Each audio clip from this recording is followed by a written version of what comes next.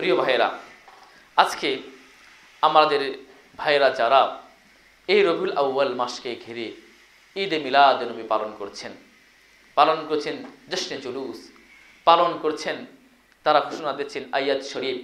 শুধু তাই নয়, তারা বলছেন সবচেয়ে বড় ঈদ, ঈদুল আজহার চাইতেও বড় ঈদ ঈদে মিলাদুন নবী, ঈদুল ফিতরের চাইতেও বড় ঈদ ঈদে মিলাদুন নবী। এভাবে তারা ঘোষণা দিচ্ছেন এবং 12 রবিউল আউয়াল মাসকে তারা এটা মেনে নিয়েছেন।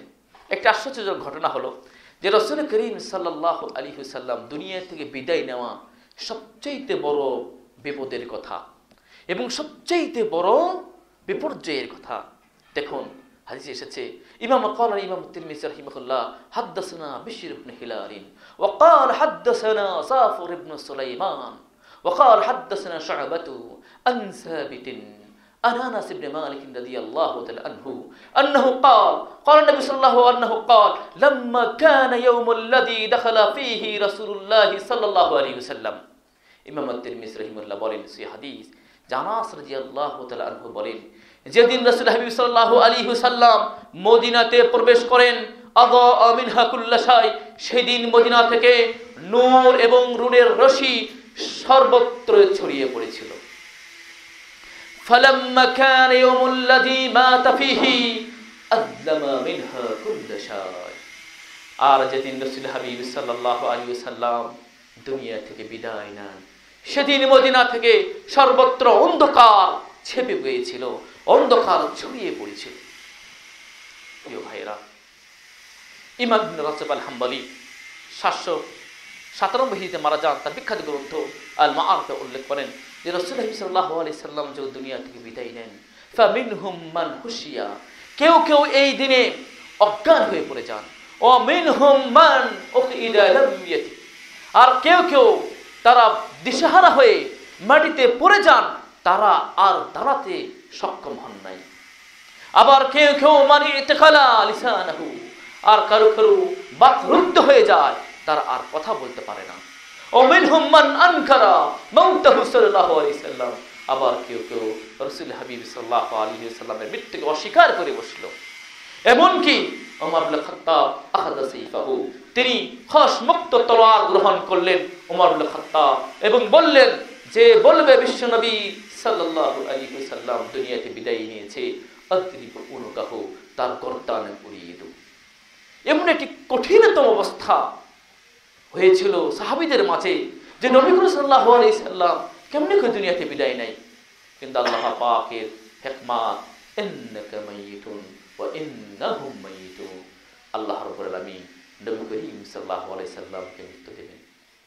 আবু বকর সিদ্দিক রাদিয়াল্লাহু তাআলা আনহু আসলেন, রাসূলুল্লাহ সাল্লাল্লাহু আলাইহি সাল্লামের ঘরে প্রবেশ করলেন। বিশ্বনবী সাল্লাল্লাহু আলাইহি সাল্লাম দেহ মোবারক কাপড় দেওয়া ঢাকা রয়েছে।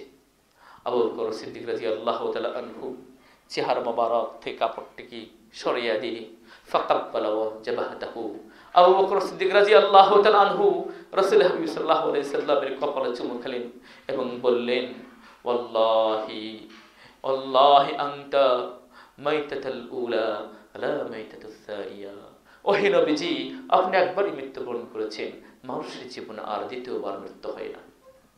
তিনি ঘর থেকে বের হলেন, বেরিয়ে এসে দেখেন ওমর ইবনে খাত্তাব তিনি মুক্ত তলোয়ার, লেখস মুক্ত তলোয়ার নিয়ে তিনি ঘুরছেন আর চিৎকার করে বলছেন মুহাম্মদ সাল্লাল্লাহু আলাইহি ওয়াসাল্লাম মারা যেতে পারে না। আবু বকর সিদ্দিক রাদিয়াল্লাহু তাআলা বললেন যে ইয়া উমর ইসলিস, তুমি বসো, কারণ রাগ উঠলে বসে গেলে রাগ চলে যায়। ওমর ইবনে খাত্তাবকে বসিয়ে দিলেন। এরপর তিনি মেম্বর দাঁড়াইলেন এবং তিনি জোরালো ঘোষণা দিলেন, বক্তব্য পেশ করলেন। তার ভাষণে ওমর ইবনে খাত্তাবের মন জয় হয়ে গেল। তিনি বললেন, মান কানা ইয়াবুদু মুহাম্মাদান ফাইন্না মুহাম্মাদান কাদ মাত ওয়া মান কানা ইয়াবুদু আল্লাহ ফাইন্নাল্লাহা হাইয়ুন লা ইয়ামুত। আবু বকর সিদ্দিক মেম্বর দাঁড়িয়ে বললেন যে মুহাম্মাদের ইবাদত বندگی করে সে যেন মনে করে মুহাম্মদ সাল্লাল্লাহু আলাইহি সাল্লাম দুনিয়া থেকে বিদায় নিয়ে চলে গেছেন, আর যে আল্লাহ জাল্লা শাআনুহুর ইবাদত বندگی করে সে যেন মনে করে আল্লাহ তাআলা চিরঞ্জীব, চিরস্থায়ী, লা ইয়ামুত, তার মৃত্যু নেই। এরপরে তিনি ওমা মুহাম্মাদুন ইল্লা রাসূলুন কদ খালাত মিন ক্বাবলিহির রাসূল, আয়াতুল কারীমা পেশ করলেন। এই আয়াত যখন পেশ করলেন, ইন্নাকা মাইয়িতুন ওয়া ইন্নাহুম মাইয়িতুন, এই আয়াত যখন পেশ করলেন যে নবী মারা যাবেন, এবং নবী যদি মারা যান কিংবা নিহত হন, তাহলে কি তোমরা তার দিন থেকে তোমরা তোমাদের গর্দান ফিরিয়ে নিবে? এই আয়াত যখন পেশ করলেন, ওমর ইবনে খাত্তাব রাদিয়াল্লাহু তাআলা বললেন, আল্লাহি মা শাআতু, আমি কোনোদিন এটা অনুভবও করিনি যে আয়াত এই সম্পর্কে আল্লাহ পাক নাযিল করেছেন। সকল মুসলমানদের ভেতরে এক ধরনের নমনীয়তা ভাব চলে আসে। মুসলমানদের মাঝে যে হায় হতাশা ছিল সেগুলো কমে আসে। আমার প্রাণপ্রিয় ভাইয়েরা, ইমাম আল কুরতুবী রাহিমাহুল্লাহ 571 হিজরিতে মারা যান। তার বিখ্যাত তাফসীর কুরতুবী উল্লেখ করেছেন, ফাইন্নাহু আ'যাম মুসিবা মিন মুসিবাতিদ দুনিয়া। তিনি বলেন যে পৃথিবীতে যত বিপদের সম্মুখীন হয়েছে মুসলিম জাতি, সবচেয়ে বড় বিপদ হলো রাসূল সাল্লাল্লাহু আলাইহি সাল্লামের দুনিয়া থেকে বিদায় নেওয়া। লিআন্নাল ওয়াহী ইনকাতা মিনাস সামাই, কারণ ওহীর দরজা, আসমান থেকে আসা ওহীর দরজা বন্ধ হয়ে গেছে। মুসলমানরা যে সমস্যার সম্মুখীন হতো, সঙ্গে সঙ্গে ওহীর মাধ্যমে সে সমাধান হয়ে যেত। কিন্তু কিয়ামত পর্যন্ত মুসলমানদের কোনো সমস্যা নিশ্চিতভাবে সমাধান হওয়ার সম্ভাবনা আর নেই। তাই এটি হচ্ছে সবচেয়ে বড় বিপদ।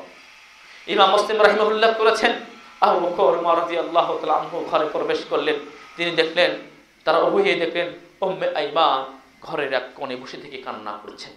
ফাকাল আবু বকর, মা তাবকিকা ইয়া উম্মে আইমান, হে উম্মে আইমান তুমি কান্না করছো কেন?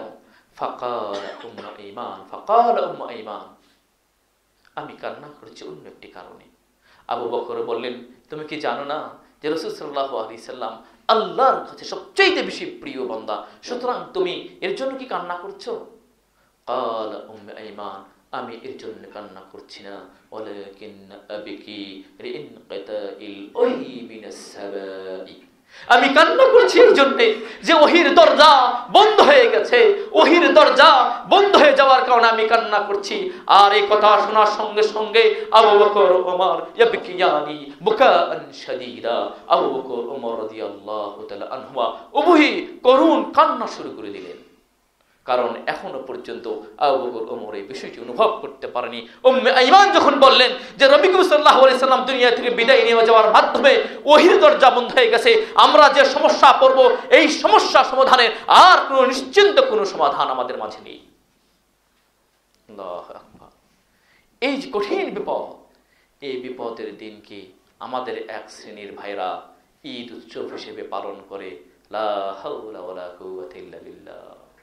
12 রবিউল আউয়াল যেদিন রাসূল করিম সাল্লাল্লাহু আলাইহি ওয়াসাল্লাম দুনিয়া থেকে বিদায় নিয়েছেন, এই দিনে সাহাবায়ে কেরামরা হুঁশহারা হয়ে গেছেন, এই দিনে তারা বেহুঁশ হয়ে গেছেন, এই দিনে তারা দিশেহারা হয়েছেন, তারা চিৎকার করেছেন। অথচ আজকে এক শ্রেণীর ভাইরা তারা এই দিনকে বলছেন এই দিনই হচ্ছে ঈদ মিলাদুন নবী, সর্বশ্রেষ্ঠ ঈদ। ভাইদেরকে হেদায়েত দান করুন, আল্লাহুম্মা আমিন। আমরা যে কোনো আক্রোশ নেই তাদের প্রতি কোনো হিংসা নেই। তাদের জন্য আমাদের একটি দোয়া, আল্লাহ পাক যেন তাদেরকে হেদায়েত নসিব করে। প্রিয় বন্ধুগণ, এখন আমরা শুনব এই ঈদে মিলাদুন নবীর অস্তিত্ব কোথায় থেকে আসলো। আমার প্রিয় ভাইয়েরা, আগে একটু কথা বলেছিলাম যে পৃথিবীতে যে কাজই ঘটুক না কেন সেটার কোনো না কোনো ভিত্তি রয়েছে। একটা হচ্ছে ঐতিহাসিক ভিত্তি, বা কোনো কবিতা কবির মাধ্যমে লিখে গেছেন, কোনো সাহিত্য রচনার মাধ্যমে লিখে গেছেন, অথবা কোনো ইতিহাসের পাতায় লিখে গেছেন। তো এই ঐতিহাসিক ঘটনা আমলের জন্য প্রযোজ্য নয়। আমলের জন্য প্রযোজ্য হচ্ছে সহিহ হাদিসের ভিত্তি, রাসূল সাল্লাল্লাহু আলাইহি সাল্লাম করেছেন কিনা, সাহাবায়ে কেরাম করেছেন কিনা, তার প্রমাণ থাকতে হবে। তো ঈদে মিলাদুন নবীর ঐতিহাসিক ভিত্তি রয়েছে। ইমাম আল বাকরিজি রাহিমাহুল্লাহ 885 হিজরিতে মারা যান। তার বিখ্যাত গ্রন্থ আল খিতাত আল আথার গ্রন্থটি ইমাম বাকরিজি রাহিমাহুল্লাহ রচনা করেন মূলত মিশরীয়দেরই ইতিহাস ঐতিহ্য নিয়ে।